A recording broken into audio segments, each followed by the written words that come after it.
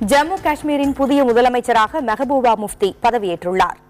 ஜம்முவில் நடைபெற்ற நிகழ்ச்சியில் ஆளுநர் NN வோரா அவருக்கு பதவி பிரமாணமும் ரகசிய காப்பு பிரமாணமும் செய்து வைத்தார்.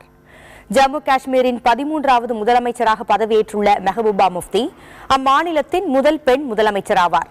இவருடன் சேர்ந்து மெஹபூபாவின் மக்கள் ஜனநாயக கட்சியைச் சேர்ந்தவர்களும் பாரதிய ஜனதாவைச் சேர்ந்தவர்களும் அமைச்சர்களாக பதவியேற்றனர். பாரதிய ஜனதாவைச் சேர்ந்த நிர்மல் சிங்கும் பதவியேற்றுக் கொண்டார். இந்த விழாவில் மத்திய அமைச்சர்கள் வெங்கையா நாயுடு, ஜிதேந்தர் சிங் உள்ளிட்டோர் பங்கேற்றனர். ஜம்மு காஷ்மீரில் முதலமைச்சராக இருந்த முஃப்தி முகமது சயீத் மறைவிற்கு பிறகு மக்கள் ஜனநாயக கட்சிக்கும் பாரதிய ஜனதாவிற்கும் இடையே கருத்து வேறுபாடு ஏற்பட்டதால் ஆட்சி அமைப்பதில் சிக்கல் எழுந்தது.